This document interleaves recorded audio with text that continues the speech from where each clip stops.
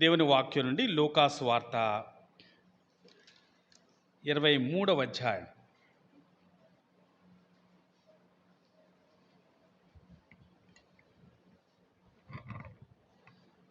ముప్పై 34వ వచనం చదువుకుందాం. లూకాసు వార్త 23వ అధ్యాయం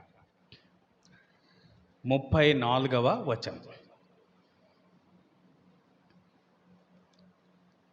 యేసు, తండ్రి, వీరేమి చేయుచున్నారో వీరెరుగరు గనుక వీరిని క్షమించుమని చెప్పాను. వారు ఆయన వస్త్రములు పంచుకొనుటకై చీట్లు వేసిరి. చిన్న ప్రార్థన చేసుకుందాం. మా ప్రేమగల తండ్రి, ఉదయకాలం మీరు మాకు అనుగ్రహించిన ఈ మంచి సమయాన్ని బట్టి మీకు వందనాలు.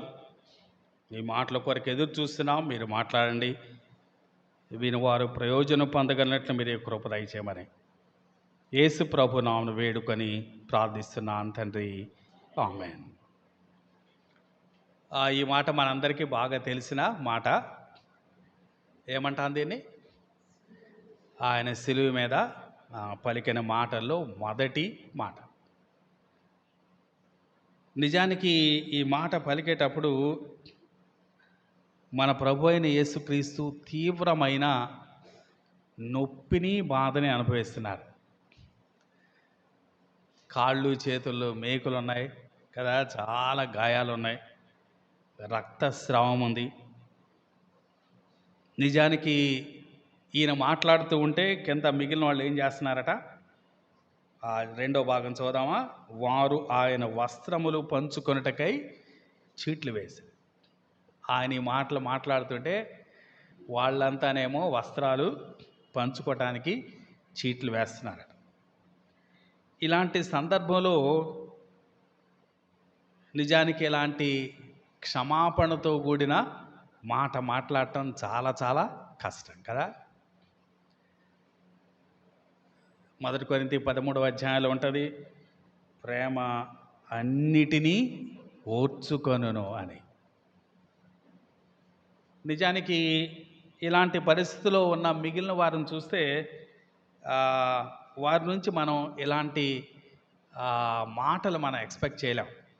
పాత నిబంధనలో సంసోనుడు గురించి మనం ఒకసారి జ్ఞాపకం చేసుకుంటే, సంసోను అప్పటికి జైల్లో వేయబడ్డాడు, తిరుగలి విసురుతున్నాడు, కళ్ళు 2 తీసివేయబడ్డాయి, చాలా కష్టమైన పరిస్థితిలో ఉన్నాడు.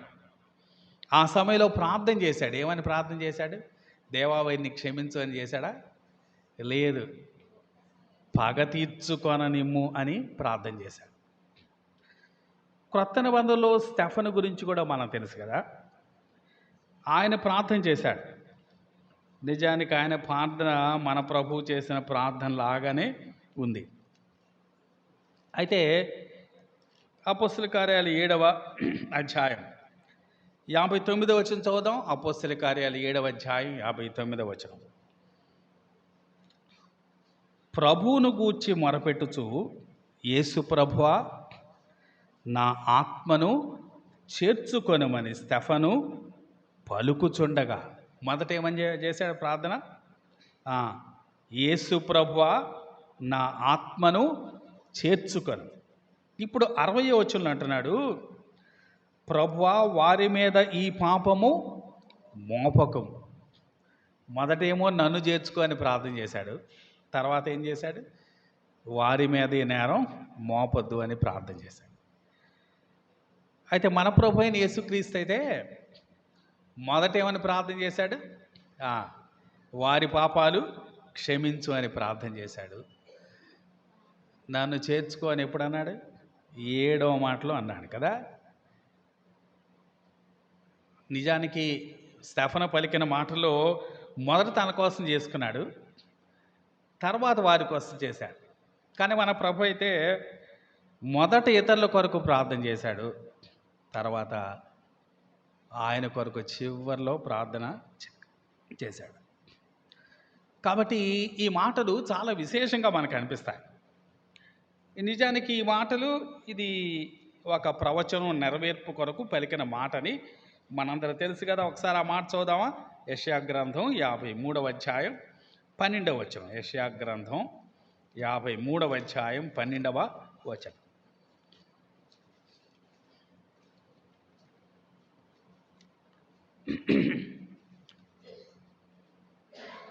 కావున గొప్పవారితో నేను అతనికి పాలు పంచిపెట్టదను, గనులతో కలిసి అతడు కొలసం విభాగించుకొనును.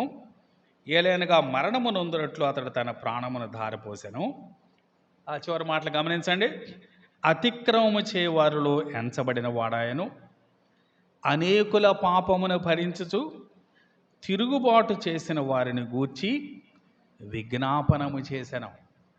తిరుగుబాటు చేసిన వారిని గూర్చి ఏం చేశాడు ఆయన? విజ్ఞాపన చేశాడు. మన ప్రభు ఆయన పరిచర్య ప్రారంభం దేంతో ప్రారంభమైందో ఒకసారి చూద్దాం. చూడండి, లోకాసువార్త 3వ అధ్యాయం 21వ వచనం. లోకాసువార్త 3వ అధ్యాయం 21వ వచనం. ప్రజలందరూ బాప్తీసం పొందినప్పుడు యేసు కూడా బాప్తీసం పొంది ప్రార్థన చేయుచుండగా, ఆయన పరిచర్య ప్రారంభం దేంతో వచ్చింది? ప్రార్థనతో. అలాగే ఆయన పరిచర్య ముగింపు కూడా ప్రార్థనతోనే. మన ప్రభు పలికిన 7 మాటల్లో 3 ఆయన చేసిన ప్రార్థనలే. చెప్పండి, ఆ 3 ఏంటో? ఇది మొదటిది. రెండవది, నా దేవా నా దేవా నన్నేలా చేయవలసి. మూడవది, తండ్రి నా ఆత్మను నీ చేతికి అప్పగించుతున్నా. 3 ప్రార్థనలు చేశాడు ఆయన చివరి పలుకులు. ఆ 3 ప్రార్థనల్లో కూడా రెండవది ఆయన కోసం చేశాడు, మూడవది ఆయన కోసం చేశాడు. కానీ మొదటిది మాత్రం ఎవరి కోసం చేశాడు? మిగిలిన వారి కొరకు, మనుషుల కొరకు చేశాడు. అలా ఇతరుల కొరకు చేసిన ప్రార్థనే మనం సాధారణంగా విజ్ఞాపన అని పిలుస్తాం కదా. అందుకే ఇక్కడ అంటున్నాడు, తిరుగుబాటు చేసిన వారిని గూర్చి విజ్ఞాపనము చేశాను అంటారు. ఇతరుల కొరకు, ముఖ్యంగా తిరుగుబాటు చేసేవారి కొరకు ఆయన ప్రార్థన చేసినట్లుగా మనం చూస్తా ఉన్నాం. మంచిది. మనం ప్రాముఖ్యంగా ఈ భాగాన్ని ధ్యానం చేయటానికి దాంట్లో వచ్చే మన కొన్ని ప్రశ్నలు ఒక్కొక్కటి మనం చూస్తూ వాటికి సమాధానాలు మనం కనుగొనటానికి ప్రయత్నం చేద్దాం. మళ్ళా చదువుతున్నాను, లోకాసువార్త 23వ అధ్యాయం 34వ వచనం. యేసు, తండ్రి వీరేమి చేయుచున్నారో వీరెరుగరు గనక వీరిని క్షమించుము అంటున్నాడు. వీరు అంటున్నాడు. ఎవరా వీరు అంటే? ఇందాక యెషయా గ్రంథంలో చదివాం కదా, తిరుగుబాటు చేసేవాళ్ళు. కాబట్టి తిరుగుబాటు చేసేవారి గురించి మాట్లాడుతున్నాడు. మరి ఎవరు ఈ తిరుగుబాటు చేసేవాళ్ళు అంటే? ఎవరు ఆయన మీద తిరుగుబాటు చేసేవాళ్ళు? అపోస్తల కార్యాలు 3వ అధ్యాయం 17వ వచనం చూద్దాం. చూడండి, అపోస్తల కార్యాలు 3వ అధ్యాయం 17వ వచనం.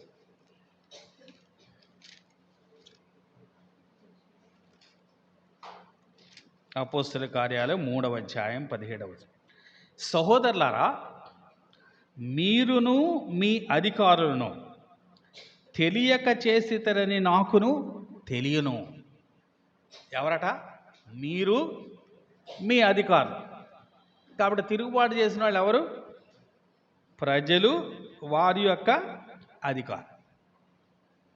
అంటే పిలాతు దగ్గర నుంచి మొదలేస్తే, పిలాతు ఈయనలో ఏ దోషం కనిపించలేదు అన్నాడు, కానీ సిలువకాయన్ని అప్పగించాడు.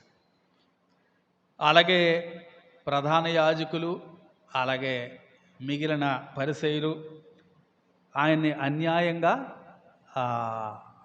అన్యాయమైన తీర్పు ఆయన మీద ప్రకటించారు. చాలా అబద్ధ సాక్ష్యాలు క్రియేట్ చేశారు.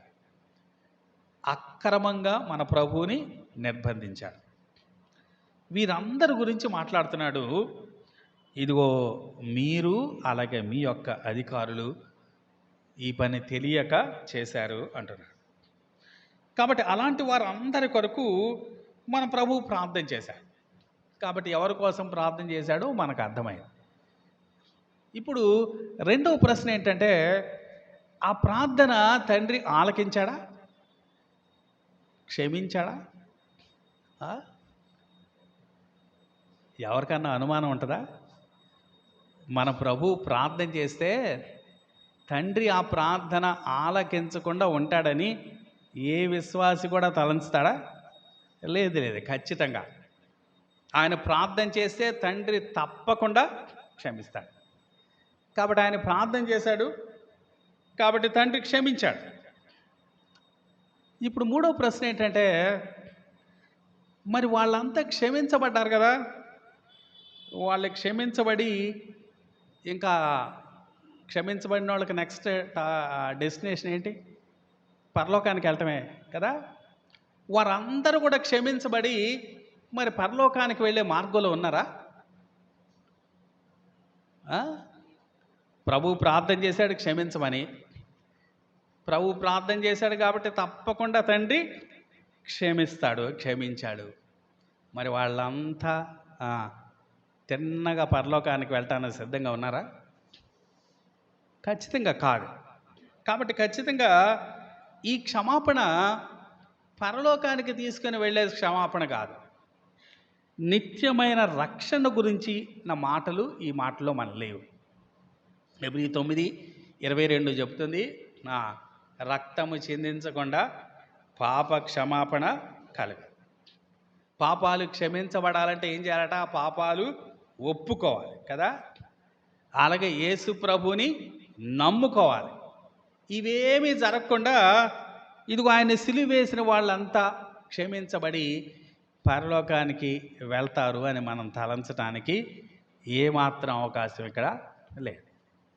కాబట్టి ఈ మాటలు ఖచ్చితంగా వారి నిత్య రక్షణ గురించి చెప్పిన మాటలు మాత్రం కాదు. మరి ఈ మాటలు మన గురించి ఏమని చెప్పారా? మనం క్షమాపణ పొందుతుంది ఈ మాటలను బట్టి ఏమన్నా మనం పొందుతున్నామా?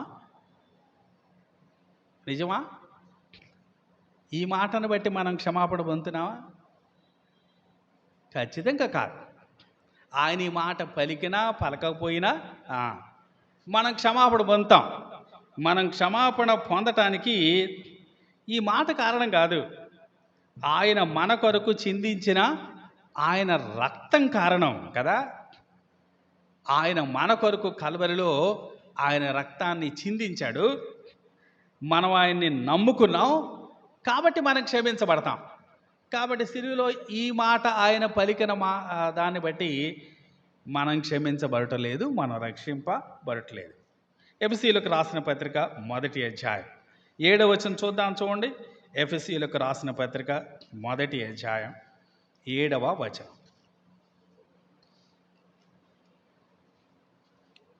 దేవుని కృపా మహదైశ్వర్యమును బట్టి ఆ ప్రియనియందు ఆయన రక్తము వలన మనకు విమోచనము, అనగా మన అపరాధములకు క్షమాపణ మనకు కలిగి ఉన్నది. మన అపరాధములకు క్షమాపణ, మనకు విమోచన ఎలా కలిగిందట? ఆయన రక్తము వలన. కాబట్టి మన రక్షణ ఈ మాట మీద ఆధారపడింది కాదు. కొలస్సీలకు రాసిన పత్రిక 1వ అధ్యాయం 14వ వచనం చూద్దాం. కొలస్సీలకు రాసిన పత్రిక 1వ అధ్యాయం 14వ వచనం. ఆ కుమారుని యందు మనకు విమోచనము, అనగా పాపక్షమాపణ కలుగుచున్నది. కాబట్టి మనం క్షమించబడేది, మనం రక్షించబడేది, మనం పరలోకానికి వెళ్ళేది సిలువలో మన ప్రభువు పలికిన ఈ మాటను బట్టి కాదు. మరి ఈ మాటల యొక్క ఆంతర్యం ఏంటి? ఈ మాటల యొక్క ఫలితం ఏంటి? ఈ మాటలలో వారు పొందిన క్షమాపణ ఎలాంటిది? ఆ సంగతులు ఈ ఉదయకాలం మనం కొంత తెలుసుకోవటానికి ప్రయత్నం చేద్దాం. దానికన్నా ముందుగా ఆ ప్రశ్నకు మనం సమాధానం వెతికే ముందుగా తెలియక చేసే పాపం అంటే ఎలా ఉంటుందో ధర్మశాస్త్రంలో ఏమని రాయబడిందో ఒకసారి గుర్తు తెచ్చుకుందాం. వీళ్ళు ఎందుకంటే వీరిని క్షమించమన్నాడు ఆయన. తండ్రి, వీరు ఏమి చేయుచున్నారో వీరు ఎరుగరు గనక వీరిని క్షమించుము అని ప్రార్థన చేస్తున్నాడు. అంటే వాళ్ళు ఎలా చేశారట పాపం? ఎరుగక చేశారట, అంటే తెలియక చేశారట. తెలియక చేసే పాపం, సిన్ ఆఫ్ ఇగ్నోరెన్స్. అప్పుడేం చేయాలో ధర్మశాస్త్రం చాలా స్పష్టంగా చెప్తుంది. సంఖ్యాకాండం 15వ అధ్యాయం 23వ వచనం చూద్దాం, చూడండి. సంఖ్యాకాండం 15వ అధ్యాయం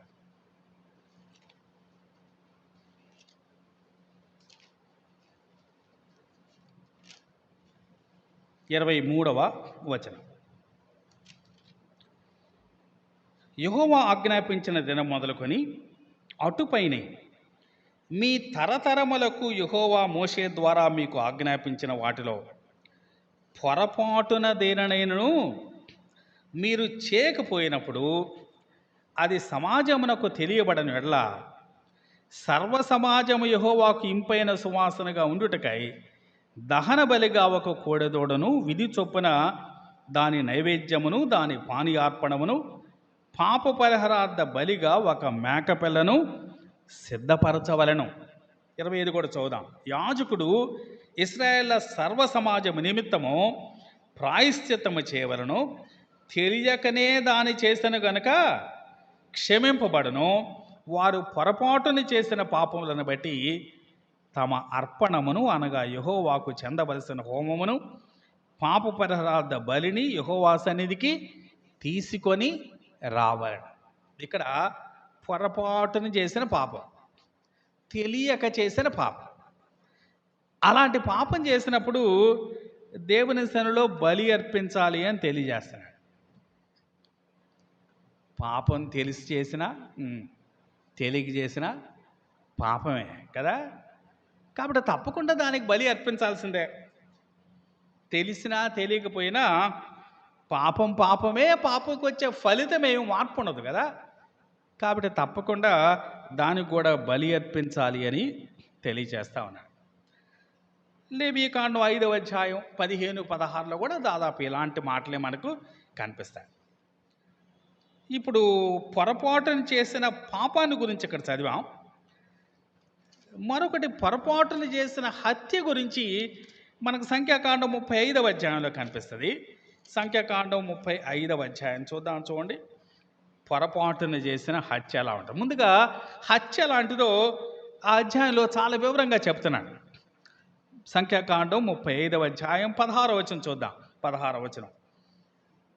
ఒకడు చచ్చునట్లు మరి ఒకడు రాతితో వానిని కొట్టగా దెబ్బ తినిన వాడు చనిపోయినడలా కొట్టినవాడు నరహంతకుడుగును, ఆ నరహంతకుడు నిశ్చయముగా మరణశిక్ష నందును. నరహత్య ఏంటో, ఏది నరహత్య అని పిలువబడుతుందో, నరహత్యక నిర్వచనం ఏంటో ఈ వచనాలు తెలియజేస్తూ ఉన్నాడు. మనం 16వ వచనం నుండి 21వ వచనం వరకు చూస్తే చాలా నిర్వచనాలు ఇచ్చాడు. నరహత్య అని చెప్పబడటానికి ఏవేవి నరహత్య అని చెప్పబడతాయని. ఇప్పుడు 22వ వచనం నుంచి మరో సంగతిని ముందుకు తీసుకొని వస్తున్నాడు. చదువుదాం 22వ వచనం. అయితే పగబట్టక హఠాత్తుగా వాడిని పొడిచినను, పొంచి ఉండక వాని మీద ఏ ఆయుధమైనను వేసినను, వాని చూడక ఒకడు చచ్చునట్లు వాని మీద రాయి పడవేసినను, దెబ్బ తినినవాడు చనిపోయిన ఎడల కొట్టినవాడు వాని మీద పగబట్టలేదు, వానికి హాని చేయ కోరలేదు అంటున్నాడు. ఇది ఎలాంటి హత్యట? పగబట్టకుండా, పొంచి ఉండకుండా, పొరపాటును చేసే హత్య. దీని గురించి మీరు 25వ వచనం వరకు చదివితే ఇంకా వివరాలు మనకు తెలుస్తాయి. మొదటిదేమో కావాలని చేసే హత్య, రెండవదేమో పొరపాటును చేసే హత్య. నిజానికి తెలుగు బైబిల్లో వాళ్ళని నరహంతకులు అని పిలిచాడు, వీళ్ళను కూడా నరహంతకులు అని పిలిచాడు. అంటే 16 నుంచి 21 దాకా అదే మాట కనిపిస్తుంది, 22 నుంచి కూడా అదే మాట కనిపిస్తుంది. కానీ ఇంగ్లీష్ బైబిల్లో ఎందుకో ఆ రెంటికి కొంత భేదం చూపించాడు. ఆ మొదటి భాగంలో వారిని మర్డరర్ అని పిలిచాడు, ఆ రెండో భాగం వాళ్ళని మ్యాన్స్లేయర్ అని పిలిచాడు. పొరపాటును హత్య చేసిన వాళ్ళకి ఏమని పేరు పెట్టాయంటే మ్యాన్స్లేయర్ అని పేరు పెట్టాడు. తెలుగులో మాత్రం రెంటికి ఒకే రకంగా ఉంది. కాబట్టి ఇది పొరపాటున జరిగిన హత్య, ఇందాకటిదేమో పొరపాటున జరిగిన పాపం. ఇలాగ పొరపాటున హత్య చేసిన వారు ఆశ్రయం పొందడానికి దేవుడు ఒక ఏర్పాటు చేశాడు కదా. ఏం చేశాడు? ఆశ్రయపురాలని ఇచ్చాడు కదా. వాళ్ళు ఆశ్రయపురానికి వెళ్తే వారు ప్రతిహత్య చేయబడకుండా వారు కాపాడబడతారు అని ఈ మాటలో మనకు అర్థమవుతుంది. సరే, ఇప్పుడు మనకు మరో ప్రశ్న. నిజంగా ఆ అధికారులు ప్రజలు తెలియకే పాపం చేశారా? అంటే అంత అమాయకంగా పాపం చేశారా? వీరేమి చేయుచున్నారో వీరు ఎరుగరు అన్నాడు ఆయన. అంటే ఏమి ఎరగకుండానే పాపం చేశారా? నిజానికి ఓ సాధారణమైన సామాన్య న్యాయం, కామన్ జస్టిస్ ప్రకారం చూసినా వాళ్ళు తెలియక చేసింది ఏం కాదు కదా. వాళ్ళు చేసిన పనులన్నీ తప్పులే.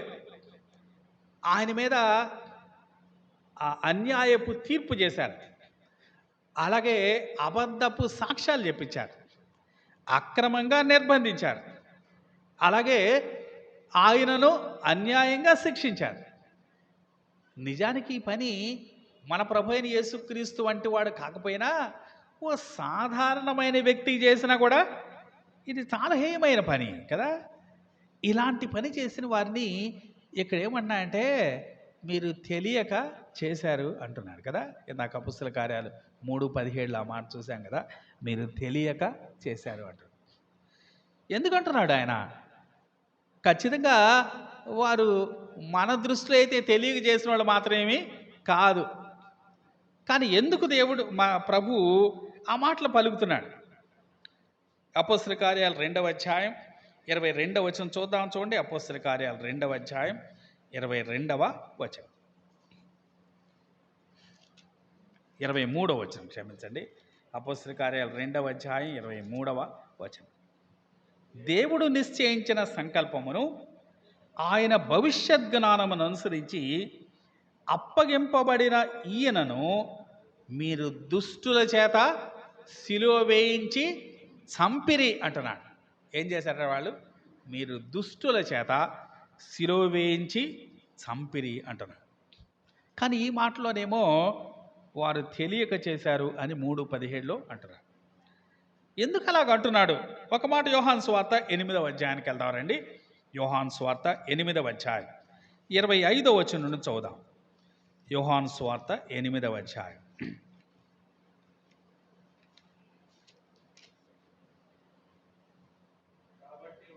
25. కాబట్టి వారు నీవెవరువని ఆయన అడుగగా యేసు వారితో, మొదటి నుండి నేను మీతో ఎవడనని చెప్పుచుంటేనో వాడనే.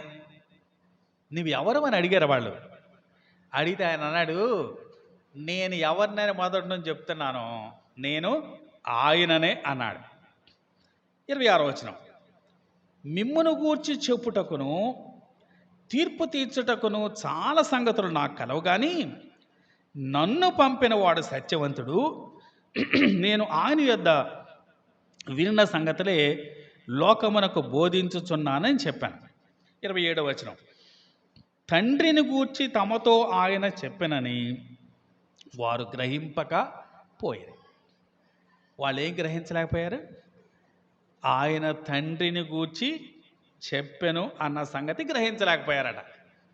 అంటే ఈయన తండ్రి చేత పంపబడ్డాడు అన్న సంగతిని వారు గ్రహించలేకపోతున్నారు. అందుకే అంటున్నాడు, వారు తెలియక చేశారు అంటున్నాడు, వారు ఎరుగక చేశారు అంటున్నాడు.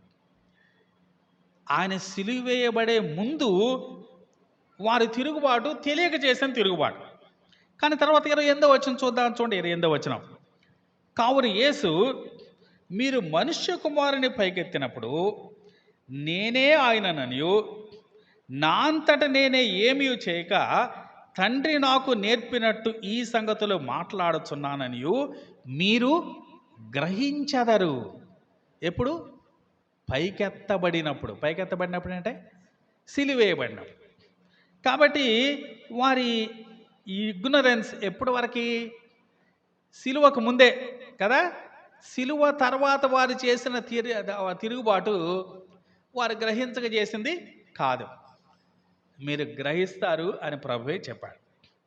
కాబట్టి సిలువకు ముందు వారు చేసిన తిరుగుబాటుని ఏమంటున్నాయంటే, మీరు గ్రహించలేదు, నేను తండ్రి వద్ద నుండి పంపబడిన వాడను, కాబట్టి మీరు తెలియక చేశారు అని వారితో అంటున్నాడు. 1 కొరింథీ 2వ అధ్యాయం 8వ వచనం చూద్దాం, చూడండి. 1 కొరింథీ 2వ అధ్యాయం 8వ వచనం. అది లోకాధికారులలో ఎవరికిని తెలియదు, అది వారికి తెలిసి ఉండినడల మహిమాస్వరూపియగు ప్రభువును సిలువ వేయక పోయి ఉందురు. అది వారికి తెలియలేదట, తెలుసుంటే ఏం చేసేవాళ్ళు కాదట, ఆయన్ని సిలువ వేసి ఉండేవాళ్ళు కాదట. కాబట్టి వారు తెలియక చేశారు అని ఎందుకు ఆయన అంటున్నాడంటే, ఆయన తండ్రి వద్ద నుండి పంపబడిన వాడు అని వారు గ్రహించలేకపోయారు, కాబట్టి వారు తెలియక చేశారు అంటున్నాడు. వారు ఎరుగక పాపం చేశారు. ఇప్పుడు మన ముందున్న ప్రధానమైన ప్రశ్న, ఈ మాటలు మన ప్రభువు పలికినప్పుడు వారు క్షమించబడ్డారు, ఎలా క్షమించబడ్డారు? వారి క్షమాపణని మనం ఎలా అర్థం చేసుకోవాలి?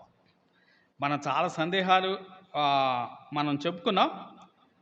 ఎవరు తిరుగుబాటు చేసేవాళ్ళో తెలుసుకున్నాం కదా. యేసు ప్రభు ప్రార్థన అంగీకరించబడిందా? ఖచ్చితంగా అంగీకరించబడిందని చెప్పుకున్నాం. అలాగే ఆయన ప్రార్థన చేసిన దాన్ని బట్టి తండ్రి క్షమించాడు కాబట్టి వారంతా రక్షించబడ్డారా, పరలోకానికి వెళ్తారా? ఖచ్చితంగా కాదు అని కూడా చెప్పుకున్నాం. అలాగే ఆ ప్రార్థనలో మనకేమన్నా మేలుందా? అది కూడా కాదు అని చెప్పుకున్నాం. మన రక్షణ ఆ ప్రార్థన మీద ఆధారపడింది కాదు, మన రక్షణ ఆయన రక్తం వలన అని చెప్పుకున్నాం. అలాగే వీరు చేసింది తెలియక చేసిన పాపమా అనే ప్రశ్నను కూడా మనం చర్చించాం. ఒక రీతిగా వాళ్ళు గ్రహింపలేకపోయిన సంగతిని బట్టి ఆయన అంటున్నాడు, వారు తెలియక పాపం చేశారు.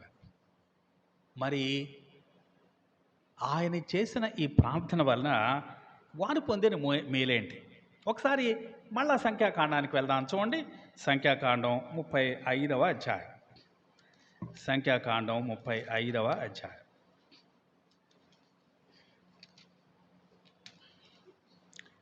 అక్కడ 2 సంగతులు చెప్పబడ్డాయి అనుకున్నాం కదా. బుద్ధిపూర్వకంగా, ఇంటెన్షనల్గా నరహత్య చేయటం, రెండవది పొరపాటున హత్య చేయటం. కావాలని హత్య చేసిన వారికి ఏమని చెప్పాడు? 35వ అధ్యాయం కదా, 35వ అధ్యాయం 21వ వచనం చూద్దాం. 21వ వచనం, నరహత్య విషయములో ప్రతిహత్య చేయవాడు ఆ నరహంతకుని కనుగొనినప్పుడు వాని ఏం చేయాలా? చంపాలి. అంతే. వానిని కనుగొంటే వెంటనే చంపేసేయాలి, అంతే. ఇంకా తీర్పు, హీరింగ్, వాద ప్రతివాదనలు ఇంకా ఏమి లేవు ఇక్కడ కదా. వాని కనుగొంటే ఏం చేయాలా? చంపేయాలి. అయితే వీరి గురించి ఏం చెప్పాడు? తెలియక పొరపాటును హత్య చేసిన వారికి ఏమంటున్నాడో చూద్దాం. 24వ వచనం చూద్దాం. కాబట్టి సమాజము ఈ విధులను బట్టి కొట్టిన వానికిని హత్య విషయములో ప్రతిహత్య చేయు వానికిని తీర్పు తీర్చవలెను. వారు పొరపాటును హత్య చేసి వారు ఆశ్రయపురంలోని వారు తలదాచుకుంటే ప్రతిహత్య చేసేవాడు వస్తాడు కదా, తనకు న్యాయం చేయమని అడుగుతాడు. అప్పుడు ఈ విధులన్నిటినీ దృష్టిలో ఉంచుకొని సమాజం ఏం చేయాలా? ఇద్దరి వైపు నుంచి వాదనలు వినాలా కదా, ఒక హీరింగ్ జరగాల. నిజంగా వాడు ఎలాంటి ఇంటెన్షన్ లేకుండానే హత్య చేశాడా అనే సంగతి తెలుసుకోవాలా. తెలుసుకున్నప్పుడు ప్రతిహత్య చేసేవాడికి, అరే బాబు కావాలని చేసింది కాదు, కాబట్టి మీరు అతని మీద కోపం పెట్టుకోవాల్సిన అవసరం లేదు అని వారికి న్యాయం చెప్పాలి. అంటే మరొక హీరింగ్ అవకాశం వీరికి ఇవ్వబడింది, వాళ్ళకి మాత్రం ఇవ్వబడలేదు. ఒక రీతిగా ఎక్కడున్న వారికి కూడా దేవుడు మరొక్క అవకాశాన్ని ఇస్తా ఉన్నాడు. ఆయన చేసిన క్షమాపణలో వారు పొందిన గొప్ప మేలు ఏంటంటే, ఇప్పటి వరకు మొదటిసారి మెస్సియా వచ్చినప్పుడు వాళ్ళు ఆయన్ని వామ్గా రిసీవ్ చేసుకోలేకపోయారు, ఆయన వామ్గా ట్రీట్ చేయలేకపోయారు. దానికన్నా మించి ఏం చేశారు? ఆయన్ని దుష్టుల చేత సిలువ వేయించి చంపారు. కానీ తండ్రి క్షమించుట వలన వారికి మరో అవకాశం వచ్చింది. మరొక్కసారి మెస్సియా వస్తాడు. ఆయన వచ్చినప్పుడు వీళ్ళు ఆయన్ని స్వీకరించడానికి దేవుడు వారికి మరొక్క అవకాశం ఇచ్చాడు. నిజానికి వీళ్ళు చేసిన పాపం వారు ఎరిగి వారు చేసింది రక్త అపరాధం కదా. ఒక మాట అపోస్తల కార్యాల్లో ఒక మాట చూద్దాం, చూడండి. అపోస్తల కార్యాలు 3వ అధ్యాయం 17వ వచనం చూద్దాం.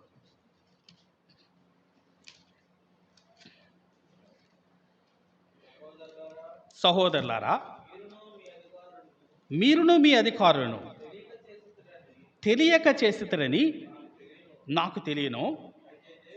అయితే దేవుడు తన క్రీస్తు శ్రమపడునని సమస్త ప్రవక్తల నోట ముందుగా ప్రచురపరిచిన విషయములను ఎలాగూ నెరవేర్చను. ప్రభు సముఖము నుండి విశ్రాంతి కాలములు వచ్చినట్లును మీ కొరకు నియమించిన క్రీస్తు యేసును ఆయన పంపునట్లును మీ పాపములు తుడిచివేయబడు నిమిత్తమును మారు మనసు నుండి తిరుగుడి, అన్నిటికీ కుదురుబాటు కాలములు వచ్చునని దేవుడు ఆది నుండి తన పరిశుద్ధ ప్రవక్తల నోట పలికించెను. అంతవరకు యేసు పరలోక నివాసి ఉండుట ఆవశ్యకము. ఇక్కడ విశ్రాంతి కాలం, అన్నిటికీ కుదురుబాటు కాలం అంటున్నాడు. అది మన ప్రభు అయిన యేసుక్రీస్తు 1000 ఏండ్ల పరిపాలన గురించి మాట్లాడుతున్నాడు కదా. ఇప్పుడు క్రీస్తు యేసును మళ్ళీ ఒకసారి పంపుతాట. మొదటిసారి పంపాడు, వీళ్ళు ఆయన్ని సరిగా గౌరవించలేకపోయారు. కానీ దేవుడు వారికి మరొక అవకాశం ఇస్తున్నాడు. నేను మళ్ళీ ఒకసారి పంపుతానయ్యా మీ కొరకు మెస్సియాని, ఆయన మీ కొరకు రాజ్యం తెస్తాడు. ఆ రోజు మీరు ఆయన్ని స్వీకరించే అవకాశం ఉంది అంటున్నాడు. కాబట్టి వారిని క్షమించుటలో వారికి కలిగిన గొప్ప ఫలితం ఏంటంటే, గొప్ప లాభం ఏంటంటే, దేవుడు వారికి ఇంకొక అవకాశం ఇచ్చాడు, ఇంకొక హీరింగ్ ఇచ్చాడు. మొదటిసారి వచ్చినప్పుడు మీరు ఆయన్ని సరిగా గ్రహించలేకపోయారు. ఆయన ఎడల చాలా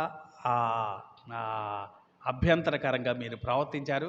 కానీ మళ్ళీ మీకు ఇంకో అవకాశం ఇస్తాను, ఆయన మళ్ళా వస్తాడు. ఆయన వచ్చినప్పుడు మీరు ఆయన చూస్తారు. అప్పుడు మాత్రం మీరు చాలా పశ్చాత్తాప హృదయంతో ఆయన్ని ఎదుర్కొంటారు, ఆయన్ని స్వీకరిస్తారు. ఎంత గొప్ప భాగ్యం దేవుడు వారికి అనుగ్రహించాడు. నిజానికి వాళ్ళు అన్నారు, ఇది ఈ రక్తాపరాధం మా మీద మా పిల్లల మీద ఉండునుగాక అన్నారు.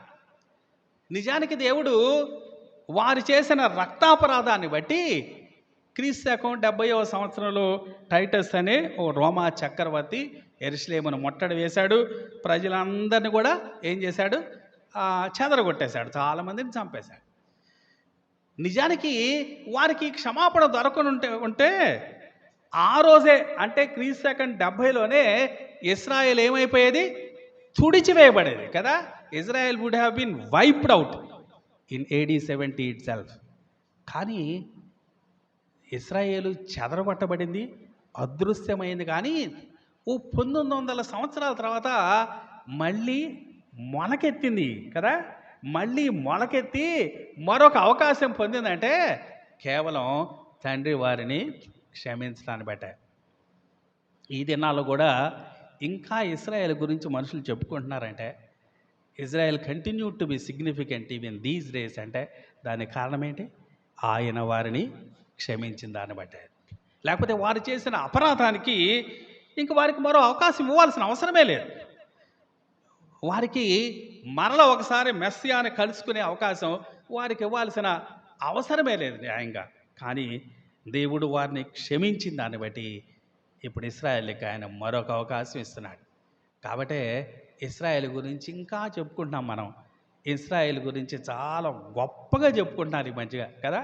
ఈ మధ్య దాదాపు ఏ యూట్యూబ్ చూసినా ఎక్కడ చూసినా దేని గురించి చెప్తున్నారు? ఇస్రాయేల్ గురించి చెప్తున్నారు. మనుషులకి ఇస్రాయేల్ యొక్క ఆ సామర్థ్యం మీద చాలా నమ్మకం ఏర్పడింది.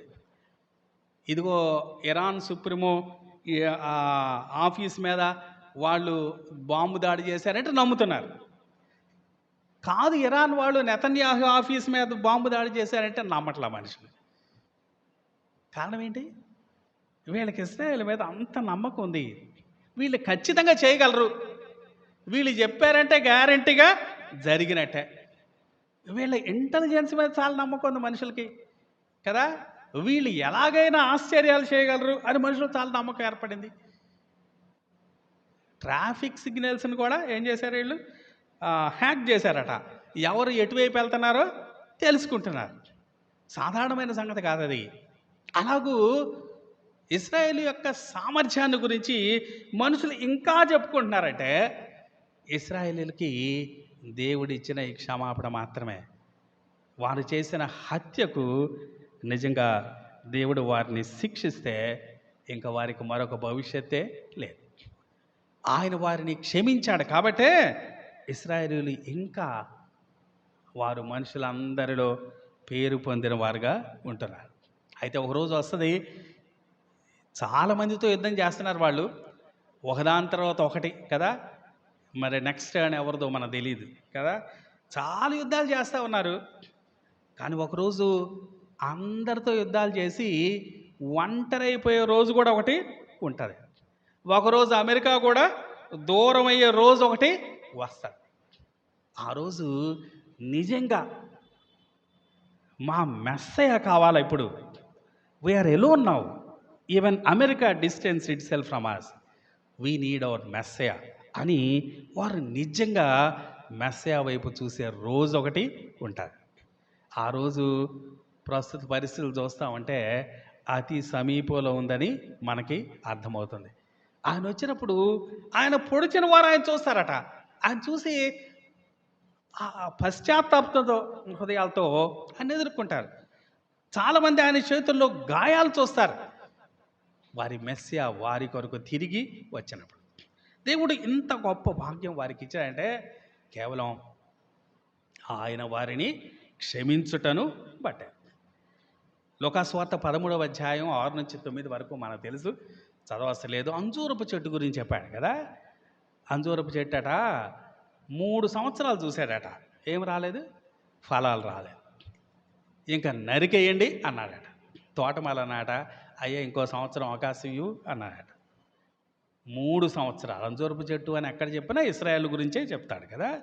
3 సంవత్సరాలు మన ప్రభు అయిన యేసుక్రీస్తు 3 సంవత్సరాలు పరిచర్య చేసిన దినాల్లో ఆయనను ఎప్పుడు కూడా ఆయన మాట విన్నవాళ్ళు కాదు, ఆయన్ని అంగీకరించిన వాళ్ళు కాదు. ఇప్పుడు తోటమాల అంటున్నాడు, మరొక సంవత్సరం ఇవ్వయా అంటున్నాడు, మరొక సీజన్ ఇవ్వు అంటున్నాడు. అపోస్తలుల కాలంలో కూడా వారికి ప్రకటించబడింది వర్తమానం, వారు ప్రకటించబడింది. కానీ వారు ఏమాత్రం ఏం చేసిన వాళ్ళు కాదు, వారు పశ్చాత్తాపడిన వాళ్ళు కాదు. అపోస్తల కార్యాలు చివరిలో పౌలు ఏమంటున్నాడో చూద్దాం, చూడండి. అపోస్తల కార్యాలు 28వ అధ్యాయం 28వ వచనం. అక్కడ యూదుల్ని ఆయన పిలిచి వారితో మాట్లాడాడు. మాట్లాడిన తర్వాత చివరిలో ఇక యూదుల్లో కొంతమంది నమ్మారట, కొంతమంది పట్టించుకోలేదు. ఇక చివరిలో పౌలు ఏమంటున్నాడో చూద్దాం. కాబట్టి దేవుని వలనైన ఈ రక్షణ అన్ని జనుల యొద్దకు పంపబడి ఉన్నదని మీరు తెలుసుకొందురుగాక, వారు దాని విందులు. ఇప్పుడు దాకా మీకు చెప్పినా కానీ మీరు వింటలేదు. కాబట్టి ఎక్కడికి వెళ్తుంది? అన్ని జనుల దగ్గరికి వెళ్తుంది. వారు ఏం చేస్తారట? వారు వింటారు అంటున్నాడు. అక్కడ 1 అని అంకేసి కింద రాశాడు కదా, చదువుదాం చూడండి. కొన్ని ప్రాచీన ప్రతుల్లో అతడి సంగతులు చెప్పిన తర్వాత యూదులు తమలో తాము చాలా తర్కించుకొని వెళ్ళిపోయేరి అని 29వ వచనం. ఇప్పుడు మనకి 29 ఉంది అక్కడ, లేదు కదా. 28 తర్వాత ఏముంది? 28 తర్వాత ఏ వచనం ఉంది? 30 ఉంది కదా. ప్రాచీన ప్రతుల్లో ఉన్న భాగం 29వ వచనంలో ఉందట. వాళ్ళు ఏం చేశారట, పౌలు అలా చెప్పిన తర్వాత చాలా తర్కించుకున్నారట. ఏం చెప్తున్నాడు ఈయన, మన గురించి ఏం చెప్తున్నాడు ఈయన అని చాలా తర్కించుకున్నారు వాళ్ళు. అయినను వారు పశ్చాత్తాప్తులైన వాళ్ళు కాదు. అయితే ఒకరోజు ఇందాక మన 3వ అధ్యాయంలో అపొస్తలుల కార్యాలు చదువుకున్నాం కదా, అన్నిటికీ కుదురుబాటు కాలం వస్తుంది. ఆ రోజు వారు మారు మనస్సు పొంది ఆయన వైపు తిరుగుతారు. ఈ దినాల్లో మారు మనసు లేదు వాళ్ళకి కదా. ఈ దినాల్లో అందరూ ఇశ్రాయేల్ దేశాన్ని గురించి మిగిలిన వాళ్ళందరూ గొప్పగా చెప్పుకోవడమే కానీ, వాళ్ళు మా గొప్పతనానికి మా దేవుడు కారణం అనే ఆలోచన వాళ్ళకి అసలు లేనే లేదు. మనం వినేవాళ్ళం నిజంగా వీరికి ఎంత సామర్థ్యం వచ్చిందంటే వీరు దేవుడు దీనికి కారణం అని మనం సాక్ష్యం ఇవ్వగలుగుతున్నాం. కానీ వాళ్ళకైతే ఆ ఆలోచనే లేదు. వాళ్ళు అనుకుంటున్నారు మా తెలివితేటలు, మా గొప్పతనం, మా ప్రావీణ్యం, మా నైపుణ్యం అనుకుంటున్నారు. ఒకరోజు వారు మెస్సియాను గుర్తించే రోజు వస్తుందని, ఆ రోజు మెస్సియాను వారు సంతోషంగా స్వీకరిస్తారని, ఆ రోజు ఆయన వారి పక్షంగా యుద్ధం చేసి గొప్ప జయం వారికి ఇస్తాడని మనం దేవుని వాక్యం ద్వారా తెలుసుకుంటూ ఉన్నాం. కాబట్టి తండ్రి, వీరేమి చేయుచున్నారో వీరెరుగరు గనక వీరిని క్షమించుము. వారి రక్తాపరాధం వారు కోరుకున్నారు, అది క్రీస్తు శకం 70వ సంవత్సరంలో జరిగిపోయింది. అయినను ఆయన వారిని క్షమించాడు కాబట్టే వారికి మరొక అవకాశం ఇచ్చాడు. ఇశ్రాయేలీయులు ప్రభువును కలుసుకోవాలంటే ఆ కాలం రావాలా కదా, ఎన్నో దినాలు ఆగాల. అయితే యేసు ప్రభు శిలువ రక్తము ద్వారా విమోచించబడటం ఇప్పుడు సాధ్యం. ఇప్పుడు చాలా మనకు సమీపంగా ఉంది. మన ప్రభు అయిన యేసుక్రీస్తు శిలువ మీద నిలుబడి ఉండగా, శిలువ మీద వేలాడుతూ ఉండగా పక్కనున్న దొంగ అన్నాడు కదా, ఏమన్నాడు, నీవు నీ రాజ్యములోనికి వచ్చినప్పుడు నన్ను జ్ఞాపకం చేసుకో. తన పాపాన్ని తెలుసుకున్నాడు. మన ప్రభు పాపము లేనివాడని తెలుసుకున్నాడు. ఆయన మన పాపముల కొరకే రక్తం కారుస్తున్నాడని తెలుసుకున్నాడు. అందుకంటున్నాడు, నీవు నీ రాజ్యంలోనికి వచ్చినప్పుడు నన్ను జ్ఞాపకం చేసుకో అంటే మన ప్రభు అన్నాడు, నేడు నీవు నాతో కూడా పరదైసులో ఉందువు అన్నాడు. కాబట్టి వారు క్షమాపణ పొందటానికి, వారిని దేవుడు దర్శించడానికి చాలా టైం ఉంది. కానీ మనకైతే ఆయన అందుబాటులో ఉన్నాడు. ఇప్పుడు ఆయన తట్టు చూస్తే, ఆయనకు ప్రార్థన చేస్తే, ఆయన కోరితే రక్షించడానికి సిద్ధంగా ఉన్నాడు. అపొస్తలుల కార్యాలు 2వ అధ్యాయంలో పేతురు ప్రసంగం చేయగా వారు కూడా హృదయంలో నొచ్చుకున్నారట. ఇదిగో మీరు దుష్టుల చేత సిలువ వేయించి చంపారు అన్నప్పుడు కొందరు యూదులు వారు హృదయంలో నొచ్చుకున్నారు. వారు యేసు ప్రభునందు విశ్వాసం ఉంచి రక్షింపబడ్డారు. యూదులు మాత్రమే కాదు, అన్యులైనా యూదులైనా ఏ భేదము లేదు. ఎవరైనా యేసు ప్రభువుని తమ సొంత రక్షకునిగా స్వీకరిస్తే ఆయన రక్షించడానికి, పరలోకాన్ని తీసుకుని వెళ్ళటానికి సిద్ధంగా ఉన్నాడు. ఇది అనుకూలమైన సమయం. ఇశ్రాయేలీయులు అయితే ఒక దినం కొరకు ఎదురు చూడాలా వాళ్ళు మెస్సియాను కలుసుకోవాలంటే. మనకైతే ఈ దినమే రక్షణ దినం కదా. This is the day of salvation.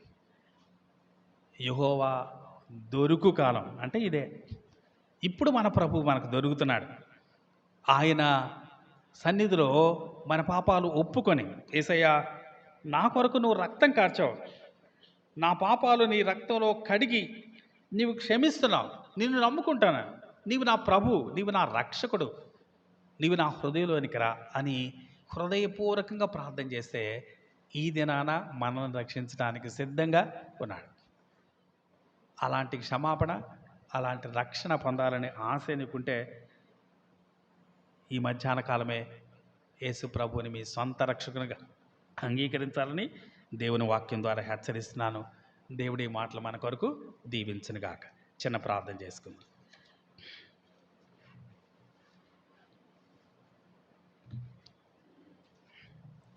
మా ప్రేమగల తండ్రి, ఇవదే కాలం మీరు మాకు అనుగ్రహించిన ఈ మంచి సమయాన్ని బట్టి మీకు వందనాలు.